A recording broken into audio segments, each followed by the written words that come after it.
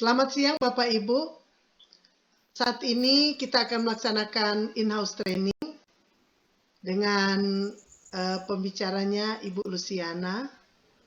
Dan saat ini sebelum kita masuk pada materi, kita akan buka kegiatan ini dengan berdoa. Dan kita akan berdoa menurut agama dan kepercayaan kita masing-masing. Berdoa, mulai.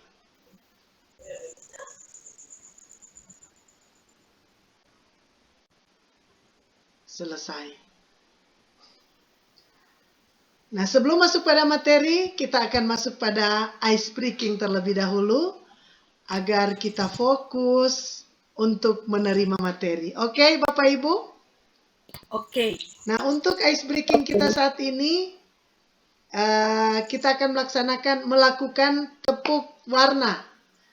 Jadi, ketika saya katakan warna merah, kita tepuk 1 kali. Saya katakan warna kuning, kita tepuk 2 kali. Dan ketika saya katakan warna hijau, kita tepuk 3 kali. Jadi ini juga untuk menguji konsentrasi kita. Merah, kuning, hijau. Nah, itu eksperimen, kita ulang lagi. Hijau, merah, kuning, hijau, merah, kuning, merah. Nah, saya kira cukup ice breaking kita saat ini, dan saat ini diberi kesempatan kepada Ibu Luciana untuk menyampaikan materi. Oke, terima kasih buat moderator kita di siang hari ini. Baik, kita akan menunjukkan materi kita di saat ini.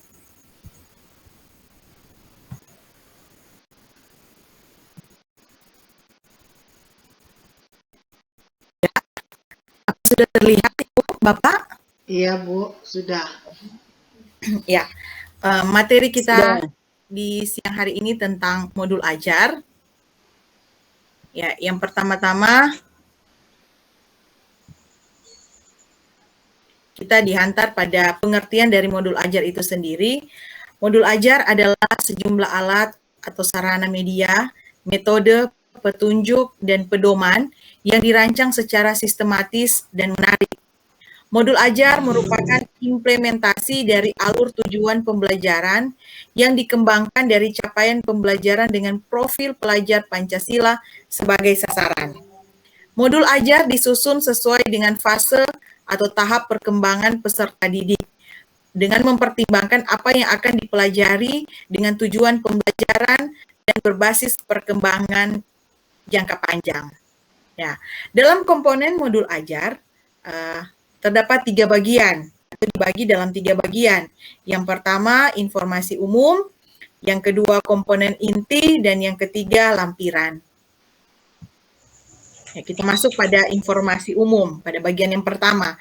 Di situ ada identitas modul, di mana informasi tentang modul ajar yang dikembangkan terdiri dari nama penyusun, institusi, tahun disusunnya modul ajar, jenjang sekolah, kelas, dan alokasi waktu. Ya, yang berikut adalah kompetensi awal. Kompetensi awal adalah pengetahuan atau keterampilan yang perlu dimiliki siswa sebelum mempelajari topik tertentu. Kompetensi awal merupakan ukuran seberapa dalam modul ajar dirancang. Yang berikut, profil pelajar Pancasila. Profil pelajar Pancasila dapat tercermin dalam konten atau metode pembelajaran. Di dalam modul pembelajaran, profil pelajar Pancasila tidak perlu mencantumkan seluruhnya, namun dapat memilih profil pelajar Pancasila yang sesuai dengan kegiatan pembelajaran dalam modul ajar.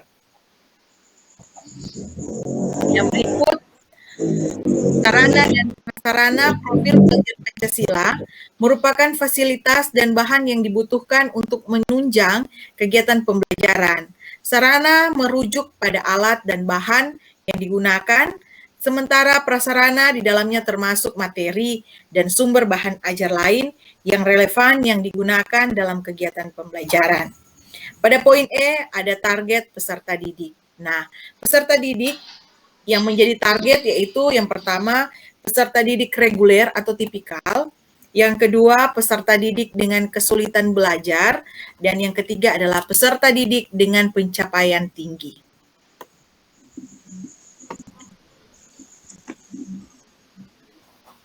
Yang berikut adalah model pembelajaran. Nah, dalam model pembelajaran dapat berupa model pembelajaran tatap muka, pembelajaran jarak jauh dalam jaringan PJJ daring, pembelajaran jarak jauh luar jaringan atau PJJ luring, dan blended learning.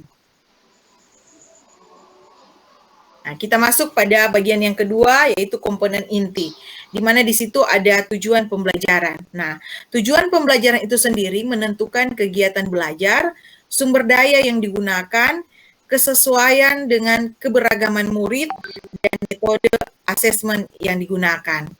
Sedangkan yang B adalah pemahaman bermakna, di mana pemahaman bermakna adalah informasi tentang manfaat yang akan peserta didik peroleh setelah mengikuti proses pembelajaran. Yang C adalah pertanyaan pemantik, di mana pertanyaan pemantik dibuat oleh guru untuk menumbuhkan rasa ingin tahu dan kemampuan berpikir kritis dalam diri peserta didik. Yang berikut adalah kegiatan pembelajaran, di mana langkah kegiatan pembelajaran ditulis secara berurutan sesuai dengan durasi waktu yang direncanakan, meliputi 3 tahap, yakni pendahuluan, inti, dan penutup, berbasis metode pembelajaran aktif. Yang berikut adalah asesmen, di mana ada 3 jenis asesmen. Asesmen yang pertama adalah asesmen sebelum pembelajaran yang disebut diagnostik.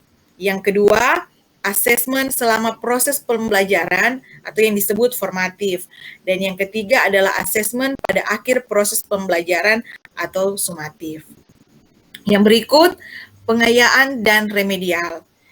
Pada pengayaan adalah kegiatan pembelajaran yang diberikan pada peserta didik dengan capaian tinggi. Sedangkan remedial itu sendiri diberikan kepada peserta didik yang membutuhkan bimbingan untuk memahami materi atau pembelajaran mengulang. Kita masuk pada bagian yang terakhir, yaitu bagian yang ketiga, yang adalah lembar kerja peserta didik. Di mana lembar kerja siswa ini ditujukan untuk peserta didik, bukan guru, dan dapat diperbanyak sesuai kebutuhan untuk diberikan kepada peserta didik, termasuk peserta didik non-reguler. Dan yang berikut adalah bahan bacaan guru dan peserta didik. Bahan bacaan guru dan peserta didik digunakan sebagai pemantik sebelum kegiatan dimulai atau untuk memperdalam pemahaman materi pada saat atau akhir kegiatan pembelajaran. Yang berikut glosarium.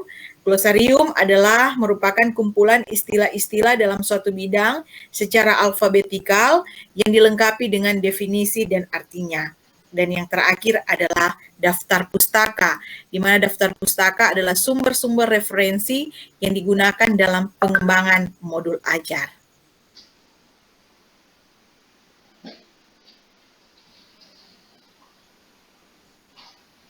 Ya. Bapak Ibu, demikianlah pemaparan saya untuk materi modul ajar. Saya serahkan kepada moderator.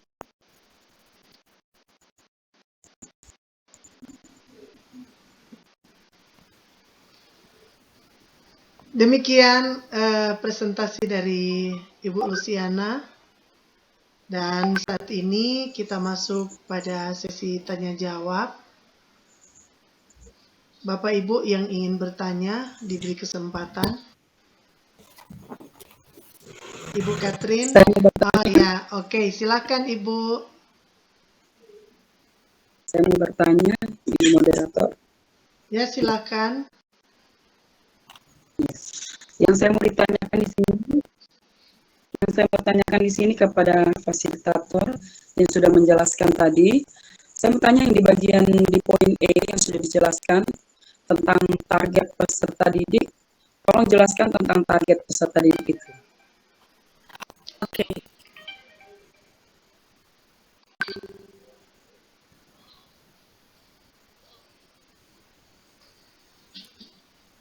Silakan Ibu Lucy untuk menjelaskan apa yang diminta Ibu Catherine. Oke, terima kasih untuk pertanyaannya Ibu Catherine, pertanyaan yang sangat bagus. Baik, tadi di poin ini saya sudah menyampaikan bahwa ada 3 target peserta didik. Target pertama adalah peserta didik reguler atau tipikal. Ini dimaksudkan adalah tidak ada kesulitan dalam mencerna materi. Jadi peserta didik tidak mengalami kesulitan apapun dikala guru memberikan materi. Sedangkan peserta didik yang kedua adalah peserta didik dengan kesulitan belajar. Nah, di sini peserta didik mengalami kesulitan dalam memahami materi. Sedangkan peserta didik yang ketiga dikatakan dengan pencapaian tinggi. Di sini maksudnya adalah bagaimana peserta didik dapat mencerna dan memahami dengan sangat cepat. Nah, demikian Ibu Catherine. Bagaimana Ibu Catherine? Sudah bisa Terima kasih dipahami? Iya, sudah sangat jelas jawabannya. Terima kasih, Tuhan berkati. Ya, demikian untuk presentasi hari ini. Tentunya harapan melalui materi yang telah disampaikan oleh fasilitator, dalam hal ini Ibu Luciana, itu nantinya bisa membantu kita dalam menjalankan tugas tanggung jawab kita sebagai guru. Jadi demikian, Tuhan memberkati kita semua. Selamat siang. Selamat siang.